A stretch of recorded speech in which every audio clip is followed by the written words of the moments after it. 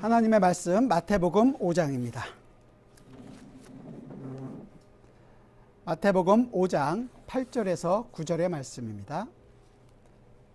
하나님의 말씀을 귀 기울여 들어주시기 바랍니다.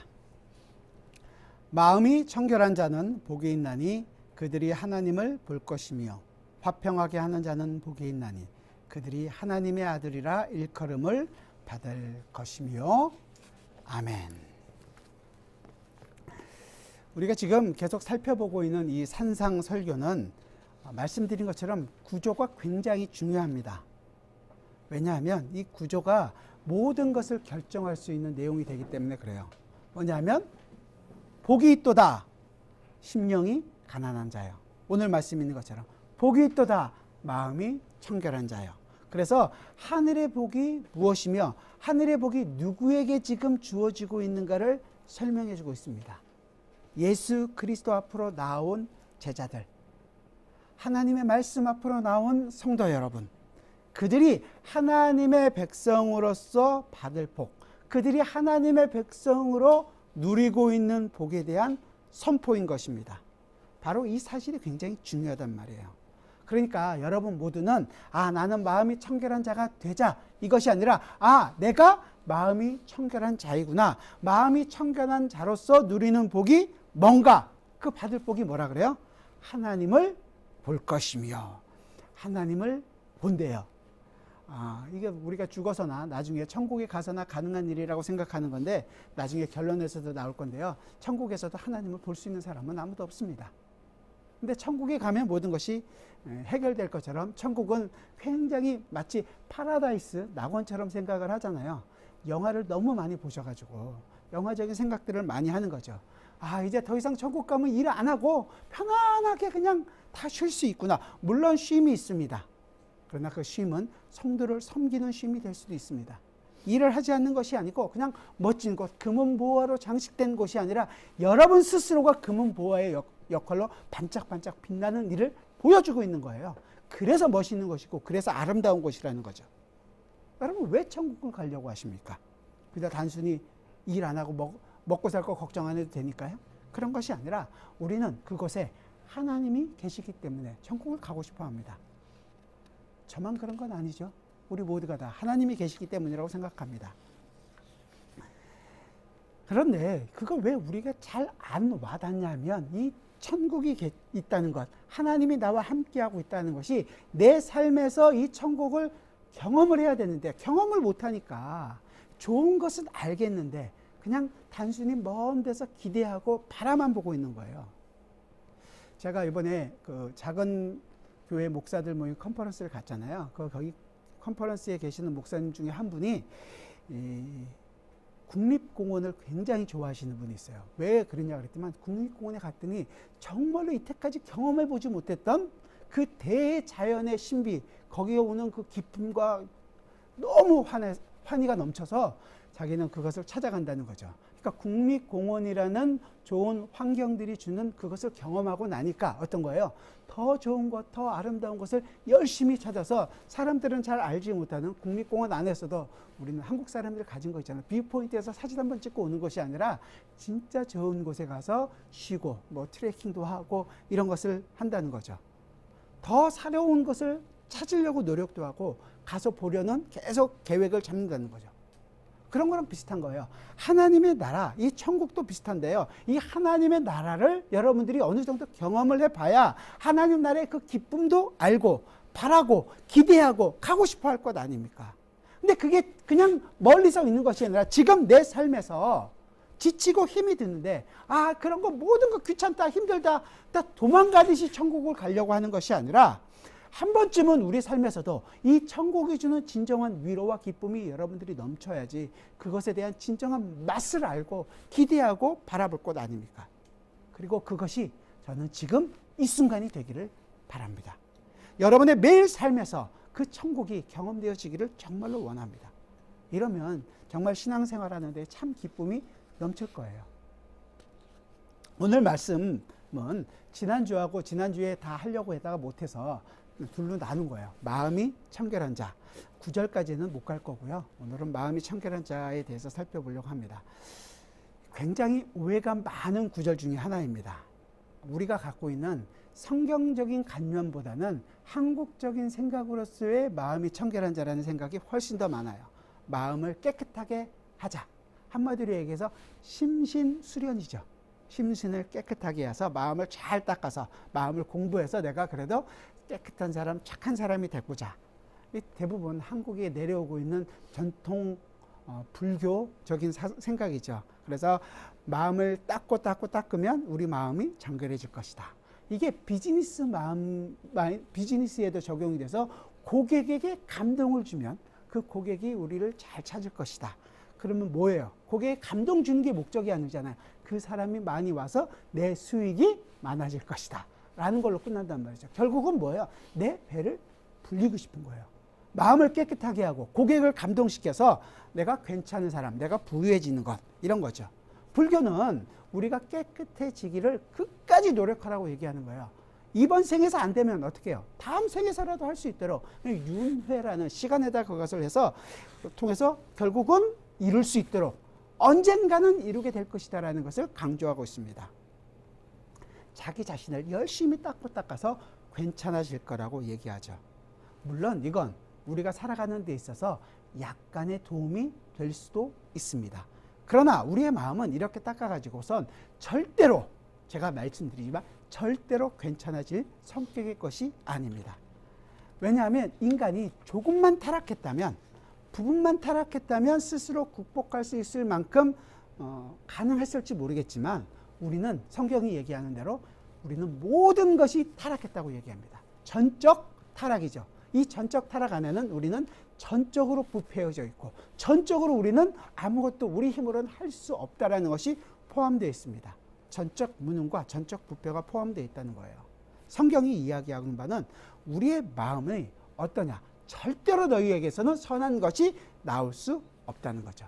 자, 그러면 이제 여기서부터 성경이 얘기하고 있는 이 마음을 뭐라고 얘기하냐면 잠언 4장을 보면 이렇게 얘기합니다. 제가 읽어드릴게요. 잠언 4장 23절에서 이렇게 얘기합니다. 모든 지킬 만한 것 중에 더욱 내 마음을 지키라. 생명의 근원이 이에서 남이니라. 자, 우리의 마음이 뭐라 그래요? 생명의 근원이라 그러죠. 창조할 때 하나님께서 생기를 우리 마음속에 불어넣었어요. 하나님의 형상을 우리 안에 두셨죠. 그걸 마음으로 이해를 하는 겁니다. 근데 타락했다는 것은 이 죽었다는 거잖아요. 이 하나님의 형상이 사라졌다는 것입니다. 그래서 하나님을 모르고 하나님을 찾지도 않고 오히려 어떻게 하는 거예요? 자기 자신의 배를 채우려고 하는 것입니다. 이걸 타락이라고 얘기하는 거예요. 하나님을 찾지 않는 것. 따라서 우리의 마음이 죽었기 때문에 그 결과로 어떻게 돼요? 우리 육신의 결과도 죽음도 나타나게 되는 거죠. 생명의 근원이 없기 때문에 우리는 이미 태어날 때 살아있는 것 같지만 죽은 자라는 거죠. 그리고 그 생명은 외부로부터 오지 않으면 그 생명이 우리에게는 있지 않다는 거예요.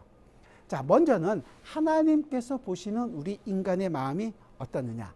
예레미야서는 11장 20절에서 이렇게 얘기하거든요. 사람의 마음을 감찰하시는 하나님이라 그래요. 우리의 마음을 감찰하시는 하나님이 갖고 계신 우리 마음을 감찰하신 결과가 어떻게 되느냐. 예레미야 17장 9절에서 만물보다 심히 부패한 것이 뭐라고요? 사람의 마음이라. 우리의 마음이 모든 것부터 심히 부패했다고 얘기합니다. 우리가 심히 부패했다는 것은 우리가 십자가 앞에 나오기 전까지는 절대 깨달으지 못하는 거죠. 우리가 이미 죽었다는 사실을 우리는 살아있다고 생각하니까 십자가 앞에 나오지 않으면 결코 알 수가 없는 것입니다. 우리는 어느 정도 우리의 문제를 스스로 해결할 수 있다고 생각하는 거예요. 처음에 말씀드린 불교에서 얘기하는 것처럼. 그래서 노력을 하는 거 아니에요. 교육을 통해서 이 모든 것들을 한번 바꿔보겠다. 아니면 우리 주어진 환경을 통해서라도 바꿔보겠다. 여러분 잘 알고 계시는 맹모 삼천지교라는 것이 나오는 거 아니에요. 그 환경을 어떻게 해서든지 교육을 통해서 이 모든 것들을 해결하겠다. 아니면 이제 심리적인 상담이나 어떤 정신적인 요양, 영성 훈련 이런 것들을 통해서 바꿔보겠다고 얘기합니다. 여러 가지 문제들을 많은 종교들을 자기가 찾음으로 말미암아 그걸 통해서 어느 정도 내가 깨끗하고 내가 바른 사람이 되고 싶어 하는 것입니다. 하지만 성경은 절대 그럴 수 없다고 우리에게 분명히 얘기합니다.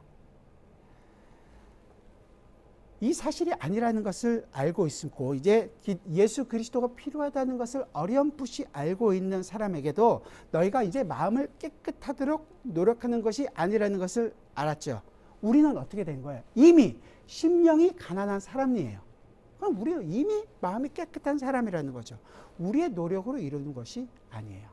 그런데 중간에 있는 사람들이 가끔 등장합니다. 기독교적인 생각을 섞어서 이제 이해하는 사람들이죠.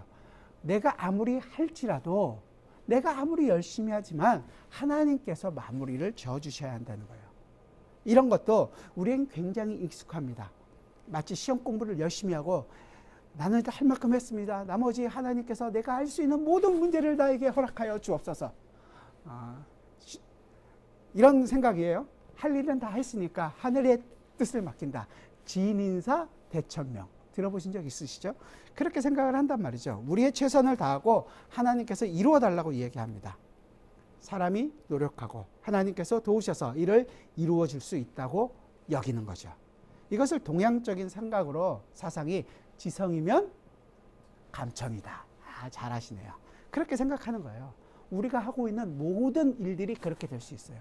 새벽 기도에 열심을 내는 것, 내가 이렇게 새벽까지 하면 치성을 드리듯이 했기 때문에 하나님도 나에게 은혜를 주셔야 된다. 내가 교회에서 이만큼 봉사를 했기 때문에 하나님도 뭔가를 나에게 일을 해주셔야 된다. 지성이면 감천이라는 생각과 기브 앤 테이크와 뭐가 다릅니까? 우리는 기독교적으로는 아무리 우리가 지성을 드려도 하늘이 감동하지 않습니다. 우리의 인간이 타락했기 때문입니다. 우리의 마음이 이미 죽어 있기 때문이에요. 따라서 우리가 지성을 다 드려 하나님께 감동해서 우리의 구원이 이루어지는 것은 아니라는 것입니다. 자, 우리가 노력이 많으면 하나님께서 무엇을 하리라고 한다면 그렇게 생각해서는 절대 안 됩니다. 그런 생각의 배후에 있는 것이 바로 우리가 하나님 앞에서 무엇을 하면 하나님의 마음도 여기에 올 거라고, 우리를 응답해 줄 거라고 생각하는 거예요. 그게 제일 잘 나타난 기도 중에 하나가 바로 이 엘리야와 그 바알 선지자, 바알과 아세라 선지자의 기도의 대결일 거예요. 열왕기상 18장에 나오는 그 바알과 아세라 850명이 아침부터 저녁까지 소리를 지르고 노래를 하고 온몸 정성을 다합니다. 그게 안 되니까 자기 몸을 상해서까지라도 그 신을 찾습니다. 그러나 아무런 응답이 없었죠. 오래 기도한다고 해서 상처를 낸다고 해서 되는 것이 아니었죠. 하나님께서 이 일을 시작하셔야 되는 것입니다. 언제나 세상은 우리 인간 편에서 먼저 시작하려고 합니다. 그러면 하나님께서 나머지 것을 완수해 줄 것을 기대하는 거죠. 이것과 반대되지만 정반대에 있는 거지만 정말로 어떻게 보면 정반대로 그렇지 않다. 하나님께서 먼저 다 하십니다. 맞아 보이잖아요. 그렇죠? 하나님께서 다 하시기 때문에 나는 가만히 있어도 됩니다. 하나님께서 은혜를 주셔야 합니다. 그러나 그 은혜를 나는 받기만 하면 됩니다. 내가 받아서 누려야 합니다. 뭐예요? 끝은 내가 결정한다는 거예요. 은혜를 주시지만 그 은혜를 받고 안 받고는 누가 결정한다는 거예요? 내가 결정할 수 있다는 거죠. 우리 지금 있는 천주교 또는 알미니안주의자들이 많이 생각했던 것입니다. 사람들이 은혜의 근거에서 열심히 노력하면 은혜의 근거에서 열심히 노력해서 구원을 얻을 수 있다고 생각하는 것입니다. 인간이 노력해야 한다는 거죠. 왜냐하면 이것이 우리 인간적인 생각에 훨씬 더 잘 맞기 때문에 그렇습니다. 맞습니다. 하나님의 은혜는 반드시 필요한 것입니다. 우리의 어떤 지성이나 노력이 아니죠. 하지만 마지막에 가서 우리가 그것을 수용할 것인가 말 것인가를 결정하는 것이 우리의 힘이라면 그건 결국 똑같이 내가 모든 걸 결정할 수 있다라고 생각하는 것입니다. 이를 가리켜서 우리가 성령으로 시작했다가 육체로 마치려느냐 하는 이 갈라디아서에 바울이 얘기하는 것과 똑같은 거죠. 너희가 시작한 것이 성령이 아니냐. 그런데 왜 너희는 육체로 마치려고 하느냐. 갈라디아서 3장 1절에서 3절의 내용입니다. 이것이 전혀 아니라는 거죠. 그러면 오늘 이야기하고 있는 이 청결하다는 것은 과연 어떤 의미일까요? 우리 출애굽기를 한번 찾아봅시다. 이건 찾아보셔야 될 것 같은데요. 출애굽기 19장입니다. 구약성경 111페이지 19장 10절인데요. 제가 읽어드릴게요. 여호와께서 모세에게 이르시되 너는 백성에게로 가서 오늘과 내일 그들을 성결하게 하며 그들에게 옷을 빨게 하고, 이제 광야를 거쳐서 홍해를 건너서 광야를 거쳐서 시내산 앞에 섰습니다. 시내산 앞에 올라갈 모세에게 너는 이제 내려가서 백성들을 청결하게 하라, 거룩하게 하라는 거죠. 근데 어떻게 하라는 거예요? 옷을 빨라는 거예요. 근데 이 옷을 빤다는 게 이 시내산에만 있는 것이 아니라 요한계시록에도 나오거든요. 요한계시록 맨 마지막에 보면, 성경 맨 마지막 요한계시록 22장 14절에 보면 이렇게 기록되어 있어요. 자기 두루마리를 빠는 자들은 복이 있으니 이는 그들이 생명나무에 나아가며 문들을 통하여 성에 들어갈 권세를 받으려 함이로다. 우리 옷을 빤다는 것이 나오죠. 어디에 빠느냐? 계시록 7장에 보면, 조금만 앞에 가면 제가 읽어드릴게요. 7장 13절과 14절에 보면 이렇게 나오는데요.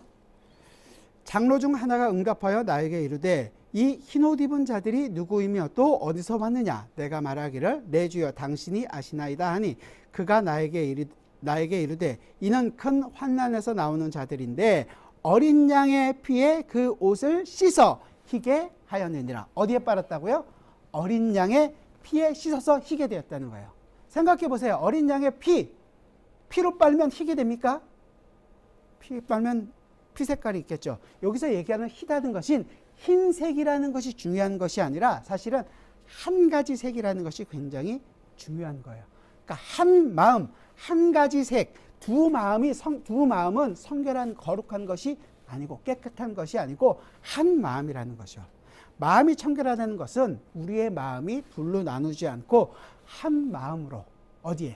하나님께 집중되는 것이라고 이야기하는 것입니다. 따라서 마음이 청결하지 않은 것은 어떤 거예요? 두 마음이 나눠져 있거나 아니면 한 마음을 갖고 하나님 외에 다른 것을 추구하고 있는 것입니다.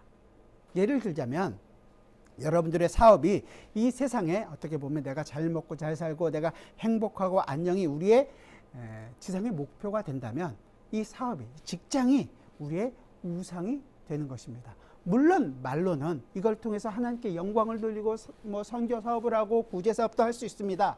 하지만 자기의 행복과 안녕이 목적이라면 그건 우상 숭배가 되는 것입니다. 여러분 건강도, 여러분의 자녀도 똑같은 것입니다. 성경이 이야기하고 있는 것은 마태복음 6장 34절에서 얘기하는 것처럼 너희는 먼저 그의 나라와 그의 의를 구하라. 그리하면 이 모든 것을 너희에게 더하시리라. 이 말씀을 우리에게 이야기하고 있는 것입니다. 우리가 추구해야 될 것, 우리가 구해야 할 궁극적인 것은 바로 하나님의 나라와 그의 의인 것입니다. 그 하나님의 나라와 그 의만을 위해 살고 이것을 위해 우리의 마음이 집중되어 있을 때 그때 이것을 우리의 마음이 청결하다라고 이야기하는 거예요. 다른 것에 집중하지 않고 오직 하나님의 나라가 우리의 삶에서 가득 차게 나타나고 그 의를 위하여 살아가고 있을 때 우리를 그것은 청결한 자라고 이야기하는 것입니다. 가끔씩 이걸 해야 될까 저걸 해야 될까 고민될 때가 있잖아요. 그러나 이 어떤 것을 선택했기 때문에 나는 이것은 하나님의 뜻대로 돼 있고 어떤 것을 선택했기 때문에 세상을 선택한 것이다 라는 것이 아니라 여러분 자체가 둘 중에 어떤 것을 하도 그것이 하나님의 나라이냐 하나님의 의를 구하고 있느냐 라는 것에 초점이 있는 것이지, 결국은 우리를 그걸 통해서 내가 사느냐 아니면 내가 설령 죽느냐 내 모든 것이 망하느냐 아니면 내가 성공을 하느냐 그 모든 것을 통해서 하나님의 나라와 그 의를 구해야 한다는 것입니다. 마음이 청결한 것 같이 느껴지는 모든 순간이 어쩌면 우리 중에 있을 거예요. 여러분들도 깨끗하고 정말로 거룩한 모습으로 살 때 아 내가 깨끗하고 하나님의 그 거룩을 느끼고 있구나라고 느끼실 때가 가끔 있잖아요. 반면에 또 어떤 때는 이렇게 살아서는 하나님으로부터 내가 벌을 받지 않을까? 하나님께 멀리 떨어져 있는 것처럼 느껴지실 때도 있을 것입니다. 그러나 이렇게 어떨 때는 가까이 어떨 때는 떨어져 있고 이렇게 생각하는 것은 성경이 우리를 이야기하고 있는 바가 결코 아닙니다. 나 혼자서 가까이 갔다 떨어졌다 이렇게 생각하고 있는 거예요. 하나님은 우리를, 하나님의 자녀를 결코 한순간도 버려두신 적이 없습니다. 자기의 하나님의 그 사랑 안에, 하나님의 그 품 안에 항상 품고 계신다는 거죠. 성경이 이야기하고 있는 우리의 본질과 내가 생각하고 있는 내 생각을 꺾으셔야 된단 말이에요. 하나님이 나를 어떻게 보고 있는가? 하나님의 말씀에 의존하시기 바랍니다. 내가 진정한 그리스도인이어도 내 마음은 어쩌면 아직 청결하지 않다고 느껴질 수도 있을 것입니다. 그러나 하나님의 말씀은 분명하게 단호하게 얘기합니다. 너는 깨끗한 자이다. 왜?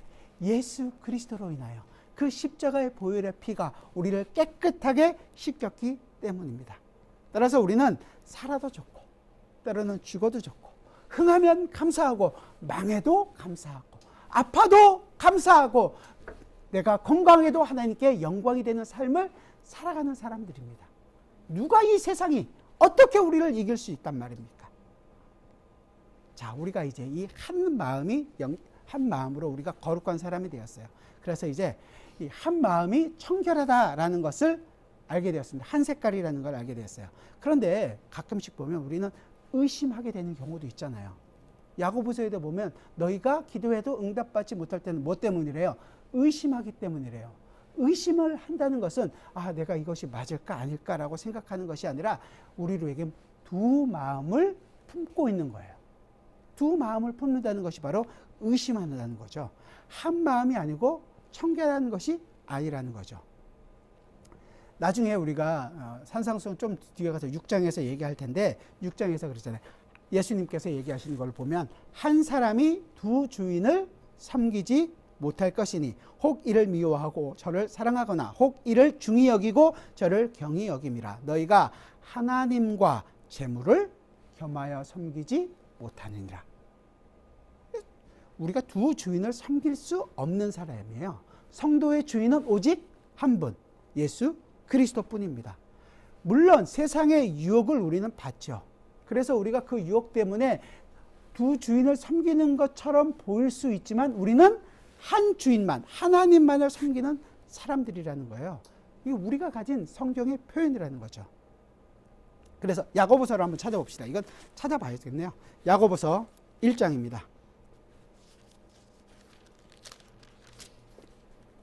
야고보서 1장 8절인데요. 이렇게 얘기하거든요. 두 마음을 품어 모든 일에 정함이 없는 자로다. 세상에 의심하는 자를 두 마음을 품어서 이렇게 얘기해요. 정함이 없는 사람이라는 거죠. 두 마음을 품은 거예요.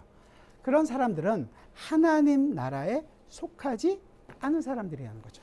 의심하는 자는 하나님을 섬기지 않는 자에게 기도를 해도 응답이 없는 거예요. 우리도 기도할 때 응답이 없잖아요. 의심했기 때문인가요? 아니요. 하나님의 백성에게는 하나님께서 노라고 얘기하신 것이 응답이에요. 하나님의 백성은 하나님께 기도하지 않은 것이 있을지 모르지만 기도 응답이 없는 경우는 없단 말이죠. 예스만 응답이 아니라 노도 응답이고 웨이 하는 것도 응답이라는 거예요. 우리는 하나님께 모든 것을 구하는 사람들이고 하나님으로부터 오는 모든 것으로 매일매일을 살아가는 사람들이라는 것입니다. 내가 믿음이 세기 때문에 하나님은 내 기도에 대해서 항상 응답해 주신다가 아니라 내 기도가 센 것이 아니라 우리가 하나님의 자녀이기 때문에 자녀의 기도를 하나님께서 들으신다는 거죠. 자, 여기까지 이제 한 마음이 거룩한 거고 성결하다는 것을 알게 되었습니다. 우리는 그러면 모두가 청결한 사람이들이에요. 그렇죠? 그 마음을 가지고 우리 고린도 후서로 가봅시다. 고린도 후서 11장입니다.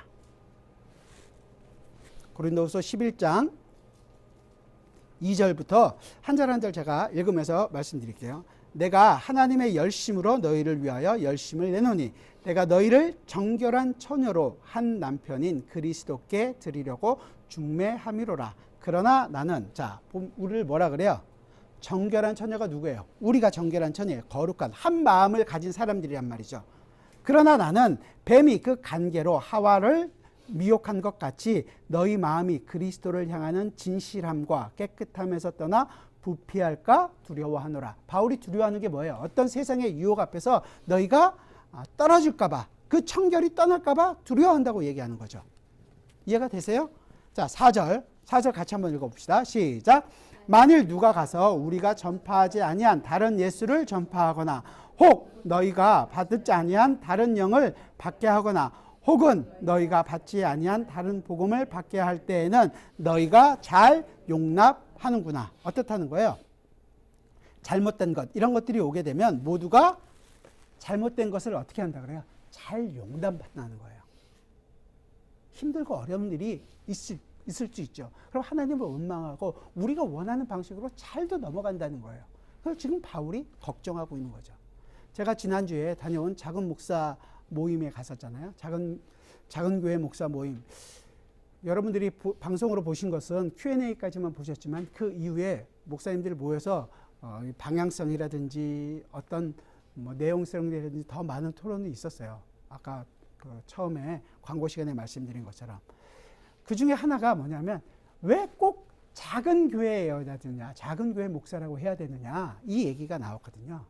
보면 다들 목사님들이라고 커지고 싶지 않겠습니까? 저라고 큰 교회 안 하고 싶겠어요? 그런 유혹 앞에 항상 있죠. 다 커지고 싶어 하죠. 그 이름이 갖고 있는 진짜 내용, 이 작은이라는 것이 명수가 작은 것이만이 아니라 하나님의 그 복음의 길을 가는 사람, 나중에 우리가 보게 될 텐데 그 길을 마지막에 7장 마지막에서 좁은 문, 좁은 길을 가는 사람들이라고 얘기하거든요. 그 의미로서 우리가 작은 교회 목사들이 되는 거죠. 또한 바른 복음의 길을 가는 사람들이 결코 많지 않다는 것을 아는 거예요. 그리고 그 바른 복음의 길을 지키기 위해서 그 소수 중에 우리가 있다는 것을 알기를 원하는 거죠. 어떤 타협이 있을지라도 우리는 그 타협이 없이 가기를 원한다. 그런 의미로서 작은 교회 목사 모임이 있는 것입니다. 그래서 어떤 이 세상적인 유혹 앞에 당당히, 그러나 우리가 서로가 연약하다는 것을 알기에 서로를 위로하고 서로를 격려하고 힘을 주기 위하여 함께 모여서 기도하고 하나님의 말씀을 연구하고 성도에게 그 말씀을 어찌하든지 열심히 전하려고 적용시키려고 노력하기 위하여 모였다라는 것으로 끝을 냈습니다. 굉장히 은혜로웠죠. 감사했습니다. 그리고 지금 우리는 각 지역에 흩어져서 그 일을 하고 있는 것입니다. 예수 그리스도의 복음 외에 무언가 다른 것이 들어오면 우리는 너무도 잘 용납합니다. 커지고 싶은 마음, 은사들, 성령의 역사, 방언 가서 한번 해보고 싶죠. 병 고치는 능력, 내 병도 낫고 싶습니다. 사업의 성공, 이거 하면 된다 해서 사업이 일어나고 싶은 마음이 우리는 너무너무 많은 것입니다. 그러나 우리의 마음이 청결함을 지켜야 하는 원리가 반드시 있는 거예요. 우리는 그 모든 유혹 앞에서 우리의 깨끗함을 지켜야 하는 것입니다. 그러기 위해서 우리는 힘써 하나님을 더욱더 알아야 합니다. 주님이 누구시며 그 주님께서 우리에게 이루신 일이 무엇이며 그 일을 지금도 성령 하나님을 통해서 우리에게 역사하고 계시다라는 것을 더 풍성하게 알으셔야 됩니다. 그리고 그 알게 된 하나님의 말씀으로 말미암아 내가 이때까지 옳다고 생각했던, 내가 이때까지 맞다고 추구하고 살아왔던 나의 모든 가치관을 다 바꿔야 합니다. 내가 갖고 있는 것에 성경이 얘기하고 있는 가치관을 더 쌓아가는 것이 아니라 내 것을 다 요절히 다 버려버리시고 성경이 이야기하는 가치관으로 예수 그리스도께서 주춧돌이 되어 그 돌 위에다 하나하나 쌓아가야 하는 것입니다. 내 마음대로 성경을 이해하는 것이 아니라 하나님께서 이 일을 왜 주셨는지 하나님의 의도와 목적을 파악하고 그것 때문에 고민과 그것 때문에 더욱더 알기 위하여 기도하는 삶이 주어져야 한다는 것입니다. 예를 들자면 여러분들에게 돈을 많이 줄 수도 있고, 그렇다면 하나님께서 왜 나에게 돈을 주셨는지, 왜 나에게 건강을 주셨는지, 왜 나에겐 이런 고난과 시련을 주셨는지 그 하나님의 의도와 목적을 바로 알고 그 고민을 통하여 하나님께 더욱더 가까이 가는 것이 우리의 일이 되어야 된다는 것입니다. 그 하나님을 알게 되면 당연히 그 다음에는 그 하나님의 마음을 알기에 하나님을 찬양하고 하나님을 경배하는 것이 얼마나 좋은지 알기 때문에 나오는 행동들이 나올 수밖에 없는 거죠. 여러분들은 그래서 예배합니다. 그래서 여러분들은 기도합니다. 여러분들은 그래서 감사하고 주님의 영광 돌리는 삶을 살기 위하여 살아갑니다. 세상이 주는 잠시 잠깐의 기쁨이 아니라 하나님 나라가 주는 영원한 기쁨을 알기 위하여 더욱더 열심히 살아가는 것입니다. 그 하나님의 은혜에 감격하고 감사하는 것입니다. 아무리 힘들고 어려운 고난 중에라도 주님의 마음을 알기에 주님께 감사하고 주님께 영광을 돌리는 삶을 살아가는 것입니다. 좀 전에 읽은 본문에서 하나님의 열심으로 내가 너희에게 열심을 낸다 라는 그 의미를 알고 우리 모두가 함께 열심을 내게 되는 것이죠. 하나님의 열심을 알기에 독생자 예수 그리스도를 죽여서까지라도 우리를 살리시려는 그 하나님의 열심을 알기에 나도 열심을 내는 것입니다. 우리가 그렇게 거룩한 백성, 깨끗한 마음이 청결한 자이기에 열심을 내며 살아가는 것입니다. 우리라도 지금이라도 시작하십시오. 늦지 않았습니다. 그런데 이러한 사람들이 뭐라 그래요? 결론에서 하나님을 본대요. 하나님을 볼 수 있을까요? 우리가? 바울은 디모데전서 6장에서 이렇게 얘기해요. 오직 그에게만 죽지 아니함이 있고 가까이 가지 못할 빛에 거하시고 아무 사람도 보지 못하였고 또 볼 수 없는 자신이 그에게 존귀와 영원한 능력을 돌릴지어다. 아멘. 천국에 가서도 우리는 하나님을 눈으로 볼 수는 없습니다. 영의 눈으로 보는 것 아닙니까? 영의 눈으로 본다는 의미가 뭐예요 도대체? 영적으로 본다는 게. 육신적으로 오신 예수 그리스도를 어쩌면 우리가 볼 수 있을지 모르겠습니다. 그 예수 그리스도를 통해서 하나님을 볼 수 있을지 모르겠어요. 근데 우리는 하나님은 우리의 눈으로 볼 수 없습니다. 지금 못 보는데 나중엔 볼 수 있을까요? 아니요. 절대 볼 수 없습니다. 그럼 나중에 하나님의 영광에 우리는 그 참여하게 됩니다. 하나님을 본다는 의미는 그 하나님의 영광 가운데 우리가 참여하게 되는 것이고 그 영광 안에서 하나님을 더욱더 지금보다 더 깊이 알게 된다는 것입니다. 지금은 죄와 싸우고 어쩌면 유혹 앞에서 쓰러지는 그런 상황이 있을지 모르지만 그 모든 죄의 유혹 앞에서 당당히 이기고 이젠 유혹이 없고 오직 영광 안에서 하나님을 보며 그 영광에서 영광에 이르는 그 자리에 나아가는 것이 우리가 죽어서 천국에서 마지막 하나님께서 이 땅에 오셨을 때 이런 하나님의 나라에 완성됐을 때 그 영광을 충분히 풍성히 누리게 될 것입니다. 그러나 지금 우리는 그 영광을 맛보고 당겨서 사용하고 경험하고 살아가고 있는 것입니다. 그래서 여러분들은 기도하는 것이고 그래서 우리는 그 영광 가운데 서로가 서로를 위하여 교제하고 기쁨을 나누는 것이고 갑자기 불이 나가서 장소를 옮기는 일이 있어도 우리는 기쁜 마음으로 그 예배를 하며 함께 교제할 수 있는 것이고 그렇게 위하여 모인 것이 바로 이 교회입니다. 우린 눈으로는 주님을 아버지 하나님을 볼 수는 없습니다. 그러나 눈에 보이지 않는 그분을 우리는 어쩌면 날마다 보며 살아가는 사람들입니다. 그 영광 안에 우리가 거하기 때문입니다. 그 영원한 신의 산에 오른 진정한 사람이 누구입니까? 이에 예수 그리스도 앞에 나온 산에 나온 사람들이 누구입니까? 마음이 청결한 사람은 아마 하나님을 볼 것입니다.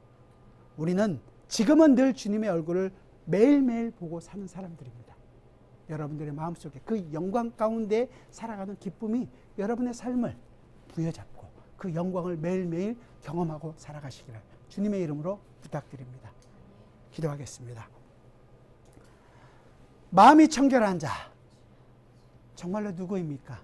우리의 마음이 그렇게 깨끗합니까? 하나님 보시기에 순전한 사람입니까? 아니요, 그렇지 않습니다. 욕심과 정욕이 매일매일 정말로 솟아오르는 것을 보게 됩니다. 주님, 그런 우리임에도 불구하고 우리를 용서해 주시고 그 예수 그리스도의 십자가의 보혈로 우리를 깨끗하게 씻어 더 이상 우리를 죄 중에 있는 자가 아닌 영원한 하나님의 나라의 백성, 깨끗한 하나님의 백성으로 인쳐주심을 감사드립니다. 그 영광을 받은 자에게 우리의 눈을 아버지의 영광을 바라보게 하여 주옵소서. 그 하늘의 영광이 오늘도 우리를 지키시기에 우리를 깨끗하게 하신 그 마음을 가지고 주님 안에서 영광스럽게 살아갈 수 있는 저희가 되게 하여 주옵소서. 그 예수 그리스도의 보혈의 피만을 의지하는 저희가 되기를 간절히 소원하며 예수 그리스도의 이름으로 기도드리옵나이다. 아멘.